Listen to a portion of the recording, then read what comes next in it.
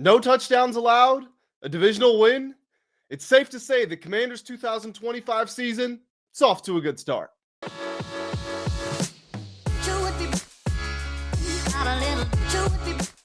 What's going on, everybody? Welcome back to the Full Command Show. My name is Grant Mitchell, and we are here to talk about everything involving the Washington Commanders. The boys in burgundy and gold, they got their season off to a start in the right way, beating the divisional rivals, the New York Giants, 21-6 at home in Northwest Stadium.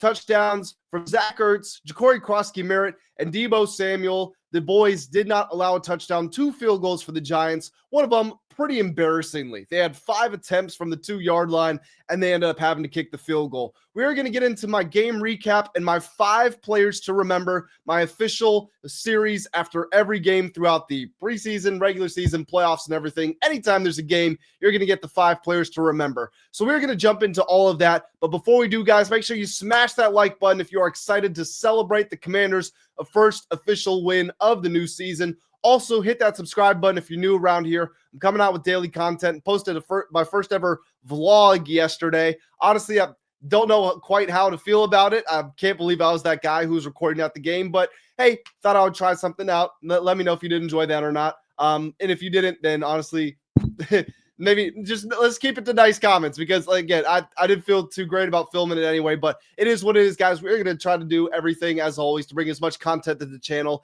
as we can. So with all that being said, let's talk about what I actually saw at the game, because as you guys know, I was in attendance there. And sometimes when you're in person watching games, you just see and react to things differently than you do on your TV screen. So I guess as we go through here, one of the things that I'm going to be most interested to hear is how your opinions of what you saw on the TV were different from what mine were being in the stadium. Not that either one of us is right or wrong. It's just, again, with camera angles and different emotions, depending on what the commentators, what Tom Brady and Kevin Burkhardt are telling you, our interpretations can be different of what we saw. So what did I see from this game? Well, the game started a little bit slow.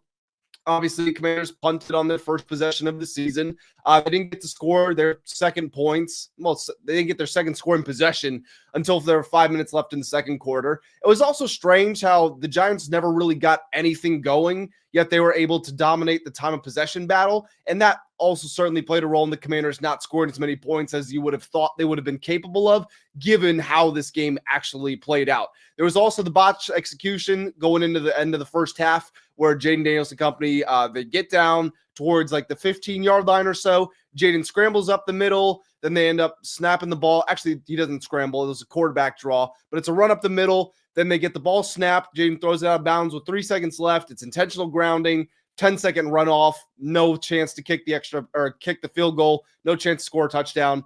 So again, there were multiple factors that led to the Commanders only scoring 21 when it looked like they could have scored 24, 28, 30 points in this game.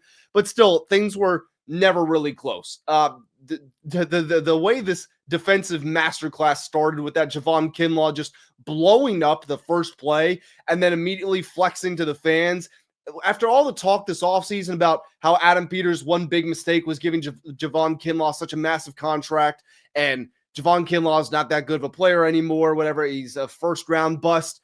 For him to show up and just start the game in that manner, and then for the rest of the game to unfold as just this incredible showing from the defensive line led by Kinlaw, I thought it really spoke to the difference in this season compared to last season, where everything was on Jayden Daniels' shoulders. But this was like a moment of, hey, relax, 5. We got you. You got support from your teammates. And Jayden, although he was good, I mean, Jayden had 300 total yards, a touchdown, no turnovers.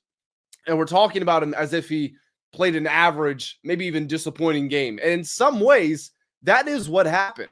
Because when we put Jayden in these top 5 conversations, he's got to hold himself to that standard. And he does. But what I'm saying is when you go to the box score, it's 233 passing yards, 1 touchdown, 68 rushing yards, no touchdowns there. You look at that and you go, oh, well, so it wasn't that great of a game from him, because we know how good he can be. But with all that being said, he didn't have to be excellent today. The Commanders didn't attempt a single 4th down conversion. Compare that to last year when it felt like they had to do that because they had to score 30, 35 points if they wanted to beat their opponents. And yes, the offense is going to have to be better when the Commanders run up against higher-powered offenses or better defenses.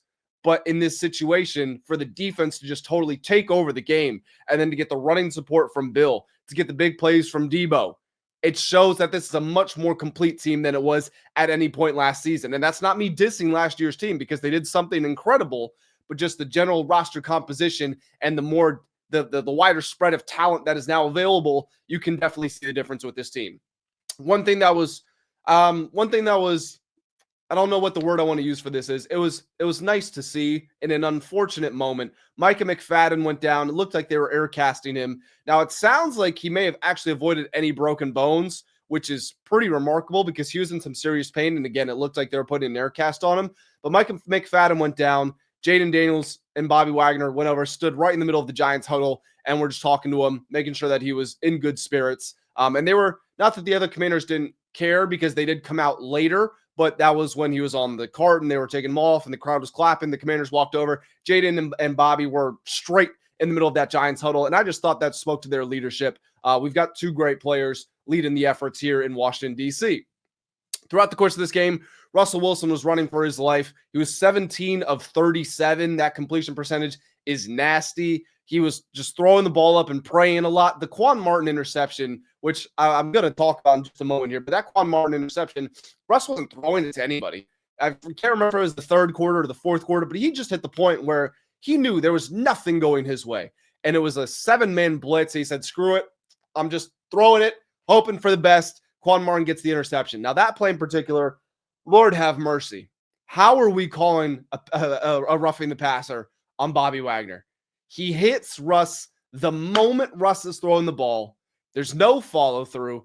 Didn't look like he hit him in the head at all. I could be wrong because I haven't seen the TV replays, but that just seemed like the all-time we feel so bad for how many times you've gotten knocked on your ass that we're just going to put a call out there in your favor. I feel really bad for Quan Martin.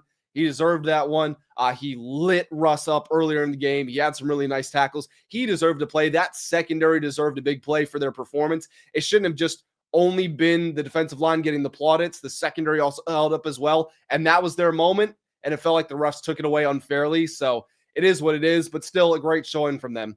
Overall, some of my biggest takeaways here, the offense out of sorts, out of sync a little bit. That's going to happen when Terry doesn't practice and Noah Brown doesn't practice and Sam Cosmi and Brandon Coleman are injured. But with that being said, there's obviously a much higher ceiling to go to. The third down play calling was relatively conservative. Early penalties on first and second down meant there were a bunch of first and 20s, second and 18s that they had to overcome, and they didn't attempt a fourth down conversion. We know the team was excellent at that last year, better than any team in NFL history. So if they want to be aggressive, they can. Now, just a couple of key talking points before I get into the 5 players to remember. Jayden Daniels had a 79.3 adjusted completion percentage in this game. It looks lower. It's in the 60s, but that was because of 4 drops. He had an average depth of target of 9.2 yards, so he was moving the ball down the field. 7 different players caught passes, so he was also spreading it around. I noticed that the no-huddle tempo was really getting to some of the Giants. Brian Burns a little bit cave on Thibodeau more than anybody. They were squatting down in between plays, trying to catch their breath whenever they could. Jayden also did a very good job of looking to the Giants' sideline and seeing when they were trying to make substitutions and using that as an opportunity to go no huddle so that when the new guys were running on the field, they were scrambling to find where they were supposed to be in the fits of the coverage and just adapt to that on a fly without getting time to think about it. And Jayden Daniels, last thing about him, he's got to throw the ball away in pressure. He was sacked 3 times. The first one, I'm not putting any blame on him or on the offensive line. Brian Burns was purposefully left unblocked on the left side because it was a screen to the right, so the entire offensive line is sprinting out to the right. That being said, the Giants jumped the screen, so Jayden looked over, saw he couldn't throw it to Deebo, and at that point, he just had to turn around and try to run, and Burns is already charging at him full speed, so it does go down as a sack, and it's a good play by Burns, but I'm not looking at that as like Jayden needs to throw that away or the offensive line did a poor job. But with that being said, there were a couple of times, a couple of the really the other 2 sacks. Jayden knows the play is dead. He's just such a natural playmaker that he wants to try to scramble, wants to try to figure out a pass, and it ends up being a negative play. But if that's the trade-off, I'll definitely take that. The defensive line completely dominated this game. If there are game balls to go around, then everybody on the defensive line deserves them. Johnny Newton, Jacob Martin, you're probably not even going to hear their names throughout the course of this week, yet they were excellent in this game. Daron Payne, Javon, Kinlaw, Dorrance Armstrong, Deatrich Wise, everybody contributed that got on the field. And it was not just their consistent play, but their ability to set the tempo or set the tone early in the game. I mentioned that Javon Kinlaw play. The big stops, they had that string of where it's 4th and 2 and they get the stuff, but then there's a penalty. So now it's first down from the 1 yard line and it's a run to Scatterbo and it's a 2-yard loss. And then there's a fake handoff to a attempted pass to the left tackle that's incomplete. They get like 4 or 5 straight stuffs from the 1 or the 2 yard line, and the Giants end up having to kick the field goal. Then later in the game, I think in the 4th quarter, when the Giants have the chance to make it a 1-score game, they get another stuff at the goal line, and the Giants end up turning that ball over. So not only was it early on, but through the entire game. And the Commanders only rushed more than 4 on like 26% of plays. For how aggressive we know this defense wants to be, for them to say, hey, we're winning with 4, we might as well drop the other guys back in coverage. Completely different from everything we heard and saw throughout the preseason and the offseason, training camp and all that. It's a testament that Joe Witt was right. Joe Witt promised we're going to be able to rush the passer, and they did it a lot of the times with 4 today. So just an enormous day from the defensive line. The Giants allowed 26 pressures. The Commanders allowed 10, just to show the difference. And keep in mind, we went into this saying the Giants have the best defensive line in the league. Based on that, you would not know it. Now, there's a huge gulf in quality between the Commanders' offensive line and the Giants' offensive line because BU, that thing was stanky. That offensive line the Giants had, that was terrible. But that being said, big win for the Commanders' defensive line. The receivers. Ertz had a drop early on, but he did make a couple of really nice catches. We heard about him and Jayden's connection being better than it was last year. You saw that early on, first touchdown of the year. Nice little angle route out of a motion. Zach Ertz and Jalen Lane are on the left side. I think they might have been empty. It was either a 2x2 or it was an empty. Ertz and Jalen Lane were on one side. Lane is further out. Ertz goes in motion until he's basically stacked right behind Lane. Lane goes on what's effectively a clear out of the initial zone. Zach Ertz goes on a little angle and he cuts inside, beats the inside linebacker rotating over. It's a tight window throw. Great throw by Jayden. Great catch by Zach Ertz. Chris Moore had a huge play, and I wanted to make sure to shout him out because Chris Moore seemed to be doing everything he could to make his way off of the tee during the preseason. He was dropping every pass that was thrown his way. But with Terry McLaurin not playing his full amount of usual reps today, you saw a lot more Chris Moore usage, and he showed up early on. It was one of the biggest plays of the day. Jayden rolling out to the right, improvising a little bit. Chris Moore gets a toe tapping catch on the sidelines, and it's a big play. I also love Deebo's usage. I'm going to talk about Deebo more in depth later, so I don't want to say too much, but I just love Deebo's usage. You couldn't track him. It was almost like a modern day soccer player. You know how you got fullbacks inverting in the midfield and everything, and strikers dropping down as to pick up the ball deep and initiate the plays. That's what it felt like with Deebo. He's in the backfield. Now he's in motion. Now it's in orbit motion. Now it's like a fake handoff wheeling turn that goes to Bill coming across the other way. He's going deep. It's a screen. You just couldn't track him. And that's going to be so hard because it's going to make the Commanders offense so unpredictable as the year goes on. Finally, before I get to my final 5 players, the last group to touch on here is the secondary. I just loved the aggressiveness of the safeties. Will Harris and Quan Martin were playing their tails off. They were coming up. They were being physical. They were playing the run. They were also dropping back into coverage. I know Quan Martin gave up a big play to Malik Neighbors, but a safety should never be in man coverage with Malik Neighbors. There's not a single safety in this entire NFL who can guard Neighbors one-on-one. Most corners can't even do it. So I'm not going to blame Neighbors or blame Quan Martin for being put in an unwinnable position there. But other than that, he played very well. Again, he deserved the interception. Jeremy Reeves had a couple of really nice plays. We saw more of what we saw in the preseason where he's making these special teams sort of tackles, like he's flying down, getting the ball carrier in front of him, getting him on the ground. He forced a fumble. I don't know how the refs called it an incomplete pass. That was clearly, I think it was Tyrone Tracy. Tyrone Tracy catches the ball, turns, gets popped by Jeremy Reeves, ball's out. Wagner recovers it. Commanders should have had an interception. They should have had a forced fumble recovery today. And again, going back to them only scoring 21 points, if you get 2 extra possessions, there's no doubt in my mind the team scores at least 30 today. Trey Amos, Marshawn Lattimore, Noah Igbenogany all had PBUs on Malik Neighbors. It was just a great day overall. Now, with that out of the way, we got the new background up because it's officially time to get into the 5 players to remember. If you guys are new around here, or in case you forgot, there are 4 different classifications for players that can show up here. So we're going to pick 5 players for good, bad, and ugly. Red box means that that was awful. I'm over it. I don't want to see you again. You lost us the game, something like that. Yellow means It could have been better, but I'm disappointed. It's not awful, but you're on thin ice right now. Green is, you did a very good job today. And then dark green, which we only get one of if we get one at all, it's going to be a game ball. And we do have a game ball to give out today in our dark green square. So who's going to get the first square? We're going to go with the green for Deatrich Wise. Now, being in the stadium, I think my impression might have been a little different than most people watching on TV. And I could be wrong. So go to the comment section. Let me know if you agree with what I'm saying here. He was everywhere early on. When I got home and I checked the box score, I was shocked to see that he didn't have better stats overall. He did have a TFL. I think he didn't have a sack. No, that's right. He didn't have a sack, which blew my mind because he was at the quarterback. It felt like on every play. He was setting phenomenal edges.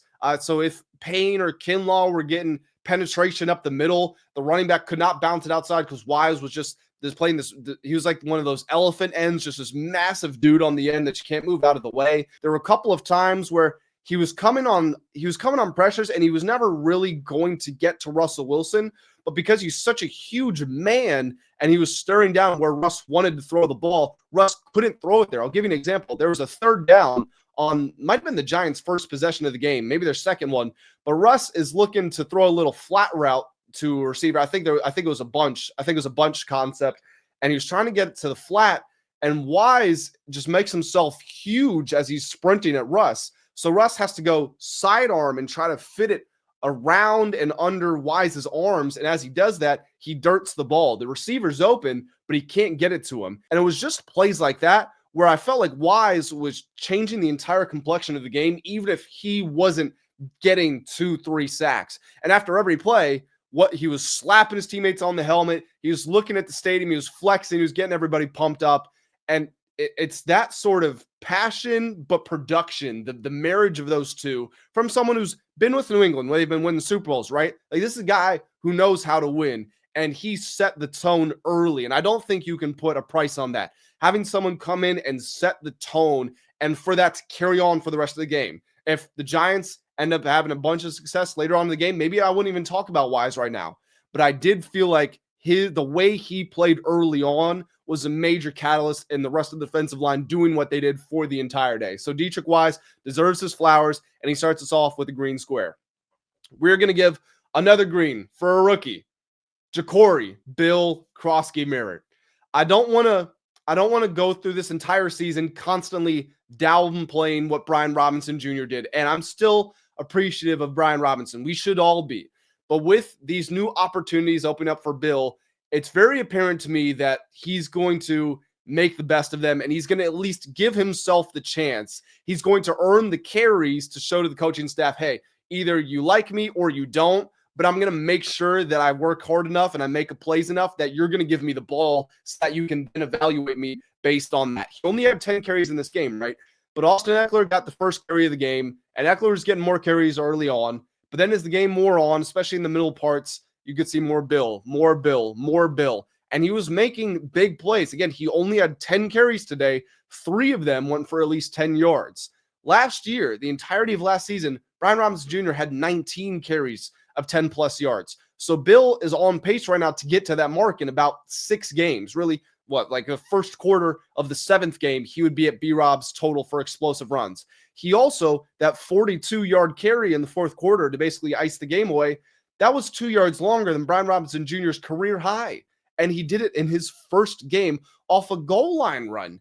So it's, again, I don't say this to compare the two or to put B-Rob down, but I do say it to say I know what the offense looked like with Brian Robinson as the ball carrier. With Bill here now, I am already seeing the immediate change. And if that's, when we get into a high leverage game, if Bill gets 17 carries and he's continuing to produce these explosive runs, yes, he's going to have some negative plays because everybody does, but he's patient and he's decisive. It's hard to be both. He waits for the blocks to set up, but then he makes the one cut foot in the ground, and he's out of there. He's fast. He's relentless. The legs are always churning, and he's humble. When you listen to him talk, you can tell that he appreciates every opportunity he's given.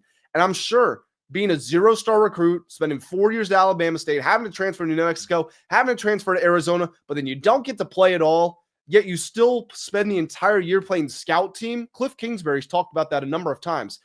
When Bill was ruled ineligible at Arizona, he played scout team for Arizona's team the entire year in hopes that if he got to play again, he would be ready. And he never complained about it. That's what everybody has to say. He never complained about it. He was going to the lifting. He was doing everything he was supposed to, like he was a member of the team, even though he was ruled ineligible. So it's somebody who's humble. They know how to wait for their turn. They know how to work. They know how to be patient. But when they get it, they have proven that they can show up. And Bill showed up in this game today. I was so happy for him to get his first touchdown of his career. Many more to come. Our third square, we're going to go to Javon Kinlaw, another member of the defensive line. Big JK, that number 99 suits him. 52, hot take here. I didn't mind the 52, but that 99, now he looks like a real defensive tackle. That's what you want to see. Today, he was excellent. The Giants' first play of the entire game, he just blows it up. He rips through the center of that line. I don't think he makes the tackle, but he gets a hand on the running back and drags them, and then the cavalry swarms in, and they get him down for a 1-yard loss. First play of the game for the Giants. He ends this game with 4 tackles, 2 tackle for losses, 2 TFLs, 2 run stops, 2 pressures. He was PFF's highest graded player of the entire game. From setting the tone early to just the consistent domination of the Giants' offensive line. And let me be honest here, the constant rotations with Jacob Martin and Johnny Newton and Eddie Goldman and Von Miller and all these players cycling in and out. This is exactly what I was hoping for. I was hoping that you were going to get to see these players on the defensive line at their best because they're not tired. They're fresh because they know they have other players out there. Like, it's a starless group. Von Miller's got a Super Bowl MVP, but Von Miller, 36 years old, is not a star. Javon Kinlaw, as it stands, not a star. Johnny Newton, as it stands, as a star, but they're all good players. So if you've got good players who you can trust to make the play when it's time, and you can sit on the sideline for 3 or 4 plays until it's your turn, and you can rest up, and then you go in, you play 2, play 3 plays, do your part, and then you come out, and the players cycle back in. It's this constant rotation. When you're going against the Eagles' offensive line with Lane Johnson, Jordan Mailata, and Landon Dickerson, those guys are probably at their best, all better than what the Commanders have to offer, right? But they're playing every single snap. If they're going against a full-strength Javon Kinlaw, a full-strength Johnny Newton, a full-strength Deatrich Wise, and you get to the fourth quarter, that could be in the Commanders' favor. And that's a total opposite of what we saw last year when the Commanders played the Eagles. The fourth quarter is where the Eagles pulled away in both of their wins. Even the championship game, where it was a 32-point loss. If Austin Eckler doesn't fumble at the 50-yard line, the Commanders had scored on the drive before. They're probably scoring again. They're marching their way down the field. They do that. It is a 3-point game in the fourth quarter. That Thursday night game up in Philadelphia, it was a close game until the fourth quarter. And then the Eagles were just leaning on him, winning at the point of attack, running the ball with Saquon, and he makes these explosive plays in the fourth quarter. If you don't get that, or if it's even reversed and now the Commanders are winning that battle in the fourth quarter, that war of attrition, that's where you see the change happens. So Javon Kinlaw, massive part of this Commanders reinvention on the defensive line. He answered the critics today, and I'm very happy for him. Our penultimate player here. I want to make sure that I give a green square and a special shout out to Deebo Samuel. 96 total yards today, 7 receptions, scored a touchdown on 19-yard jet sweep. He was always a threat with his motion. He scored as a runner. He caught a lot of intermediate middle field passes, which is so big because I said last year, the one thing Jayden didn't do a great job of, and this is not me nitpicking, like Jayden was outstanding. But if we want to say, what does he have to improve upon to get to that next level? It was the middle field, intermediate, and deep passing. Well, a lot of that went to Deebo. I was impressed with him. He was coming on some crossing routes. He was making sliding and diving catches. He actually had a couple of drops. He could have still been better, but he was really good today. It was the combination of lining up in multiple spots, the fearlessness with the ball in his hand. You saw even on the kick return where he got tripped up, he had the lane. You could tell how bad he wanted to hit it. He tried to hurdle some arms, and a Giants player smacked his leg and took it out from under him. But you could tell this guy is fearless when he has the ball, when he's in the middle of the field. He was going on some deep, some intermediate routes on top of being used in the backfield and catching screens. It was a very fun debut. I think that's the best word I can use. It was a very fun debut.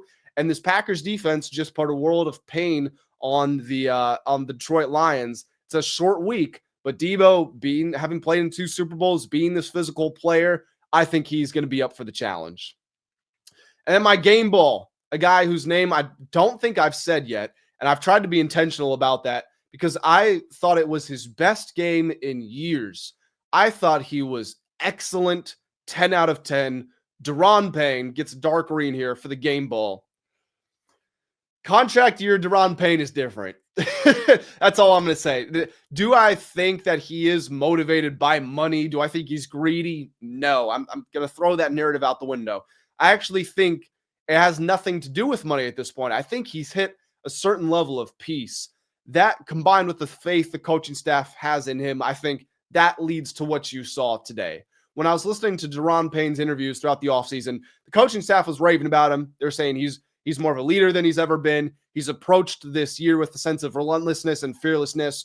But when I listened to Payne, he was very calm. And he'd say, I'm at the point in my life where I have all the money I could ever want. All I want to do is I want to go out there and I want to have fun. I want to have fun playing the game that changed my life. And I want to go out there and win. I want to dominate. And when you can just sometimes hear in people's voice when there's a sense of total calm and comfort with where they're at. And when I was listening to Daron Payne, people can say the same things, but the way they say them tells you really where their head is at. And I felt like Daron Payne was ready to have a great year. And it's one game against an offensive line that isn't great, and that was missing its best offensive lineman, and I get it. But there's a reason 3 of the 5 players I've mentioned here are defensive linemen, and Daron Payne is absolutely deserving of the game ball. He was mauling double teams. He was destroying double teams at the point of attack. He got a sack. He got a tackle for loss. He batted 2 passes. He was sprinting out to the boundary to make tackles. He looked strong. He looked fast. He looked big. He looked to work in perfect unison with his teammates. There were so many stunts and twists up the middle. There was a twist that ended up getting him a sack. He was truly outstanding. I talked about Javon Kinlaw making these splash plays. I talked about Deatrich Wise setting the tone. From about the second quarter on until the end of the game, Daron Payne could single-handedly controlling the point of attack. If this is the Daron Payne we get this year, think back to when he got those 11 sacks. How good him and Jonathan Allen were, but him especially, when he got those 11 sacks, when he got that contract that at the time made him the 2nd highest paid defensive tackle in the NFL, only behind Aaron Donald.